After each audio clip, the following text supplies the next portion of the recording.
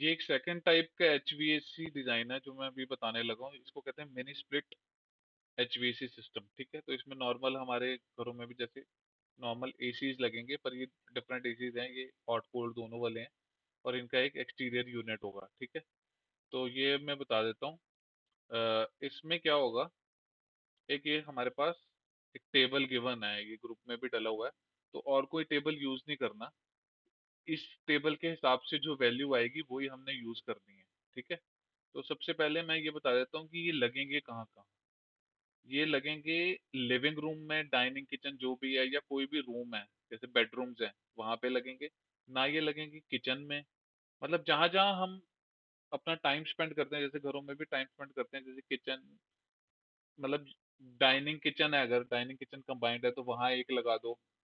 या living room है, suppose करो एक कट्ठा ही बहुत बड़ा यूनिट है तो एक ही लगा, मतलब छोटा सा यूनिट है तो एक भी लग सकता है, तो वो डिपेंड करेगा साइज टू साइज। और बेडरूम्स में लगेंगे, ये ना वॉशरूम में लगेगा कोई, ना ही किसी क्लोजेट में, ना ही यूटिलिटी लॉन्ड्री पाउडर कहीं नहीं लगेगा। ठीक है, तो मैं ये, अब ये हमारे पास घर था, ये फर्स्ट फ्लोर है, तो इसमें हमने ये मिनी स्प्लिट एसी सिस्टम्स लगाए हैं। ठीक है, ये सिंपली बस इसको, इसकी पोजीशनिंग अब कैसे करना है ये लेआउट पे डिपेंड करेगा। अब जैसे ये घर था सिंपल, यहाँ पे सोफा रखे हुए हैं, तो इसकी परफेक्ट लोकेशन ये टीवी के ऊपर सही लग रही थी तो यहाँ लगा दी। यहाँ पे भी लगा सकते थे, पर यहाँ ज्यादा सूटेबल लगी तो यहाँ लगा दी। अब ये किचन है, अब किचन में हमने किचन में यहाँ पे लगा दी।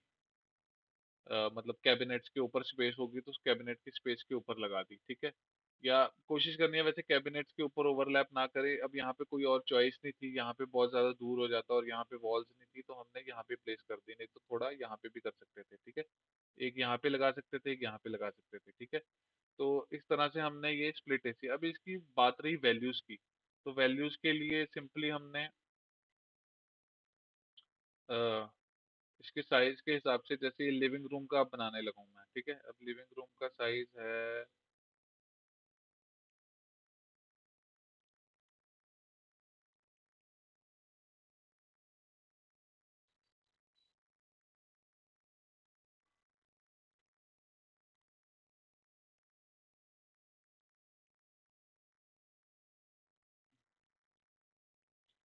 अब लिविंग रूम का साइज आ रहा है 296। तो मैं टेबल खोल लूंगा, 296, 296 मतलब 7000 BTU। ठीक है, 7000 BTU। अब ये मैंने कोई और टेबल यूज किया था उस टाइम पर, उस टाइम मेरा टेबल डिफरेंट था, तो इस टेबल के हिसाब से ही वैल्यू लेनी है। अब 296 है तो यहाँ पे 7000 आता है। ये पुरानी फाइल है कोई, तो इसमें मतलब अपडेटेड वर्जन नहीं है, तो यहाँ पे 7000 आएगा। ठीक है, सिमिलरली अब किचन और उसकी लेता अगर मैं, अब किचन और डाइनिंग के लिए एक ही प्रोवाइड कर देंगे। ठीक है ना, अब इसकी वैल्यू है 354, टेबल में देख लेना 354, तो 9000 BTU। ठीक है, तो इसमें 12000, ये टेबल डिफरेंट था तो इसमें 9000 BTU आएगी। ठीक है, सिमिलरली बेडरूम्स, अब बेडरूम्स का बनाऊंगा तो इसका साइज आ रहा है 155। 155 मतलब 6000 BTU, तो 6000 BTU। सिमिलरली ऐसे ही करके सारे बेडरूम्स की वैल्यू निकाल के, अब जैसे बेड की लोकेशन देख लो, बेड की लोकेशन यहाँ है और यहाँ विंडो है, तो मैंने यहाँ साइड में प्रोवाइड कर दिया ये। ठीक है, एकदम हेड पे नहीं प्रोवाइड किया, यहाँ पे बेड की लोकेशन है तो साइड में प्रोवाइड कर दिया। मतलब जैसे हमारे घरों में एसी लगे होते हैं उस हिसाब से डायरेक्शन डिसाइड कर लेनी है, कोशिश करनी है कि विंडो वाली साइड या विंडो के नियर ना हो, प्लेन वॉल पे हो या क्लोजेट के पास, मतलब इनफ स्पेस हो मतलब। तो ये वॉल परफेक्टली हो रही थी, ये भी वॉल इजीली आ रही थी, तो इस हिसाब से हम साइजेस निकाल के उनके साइजेस आगे BTU इस वैल्यू में लिख देने हैं, ये एक चीज लगा के। ठीक है, अब similarly second floor, second floor में भी लॉफ्ट की वैल्यू निकाली, उसकी वैल्यू लिख दी। लॉ- अब लॉन्ड्री में तो होता नहीं, मास्टर बेडरूम होता है, मास्टर बेडरूम की वैल्यू लिख दी। ठीक है, बाकी लॉन्ड्री में वही सेम केस, हमने पुराने वाले HVAC की तरह ड्रायर, जितनी भी WC सीट्स हैं, ड्रायर और स्टोव, ये उठा के कॉपी कर लेना। यहाँ पे प्लेस कर देना है। ठीक है, अब इनकी लोकेशन पे हमने एग्जॉस्ट फैन प्रोवाइड कर देने हैं। एग्जॉस्ट फैन प्रोवाइड कर दिए, एग्जॉस्ट फैन प्रोवाइड कर दिए यहाँ, और ड्रायर, इसको मैं पतली लेयर में कर दूंगा 0.9 में। ये है ड्रायर की डक्ट, और ये है ड्रायर वेंट। जो नियरेस्ट इसकी एग्जिट पॉइंट होगी, कोशिश करनी है फ्रंट में ना हो, रियर में ही हो। पर अगर फ्रंट ही पास है तो ये भी नहीं कि यहाँ पे अगर ड्रायर होता तो मैं अब इतनी दूर लेके जाता तो उसको फ्रंट में एग्जिट करवाता। पर अगर हमारे पास चॉइस है कि रियर भी ज्यादा दूर नहीं है, तो रियर या साइड में कर देंगे, फ्रंट में हम अवॉइड करेंगे। ठीक है, ये हो गया। ये इसकी डक्ट बना ली ऐसे, मतलब आधा आधा इंच, पिछली वीडियो में मैंने बताया हुआ है कि कैसे बनानी है, आधा आधा इंच, 1.5 इंच दूर रख के यहाँ पे एग्जिट करवा देनी है। ठीक है, अब हो गया, ये इंटीरियर हो गया। सारे बेडरूम्स में, लिविंग रूम में, सब में ये आ गया, एसीज आ गई, उनकी वैल्यू लिख दी। अब जैसे कि सिंगल होता, सिंगल स्टोरी होता, तो मैं एक ही एक्सटीरियर यूनिट प्रोवाइड करता। अब ये दो डबल स्टोरी है, तो इसमें दो एक्सटीरियर यूनिट, दोनों को सेपरेट एक्सटीरियर यूनिट्स प्रोवाइड करेंगे हम। और जितने भी हमने एसीज प्रोवाइड करे हैं ना, उतने जोन होंगे, जैसे 1 2 3 4, तो ये 4 जोन।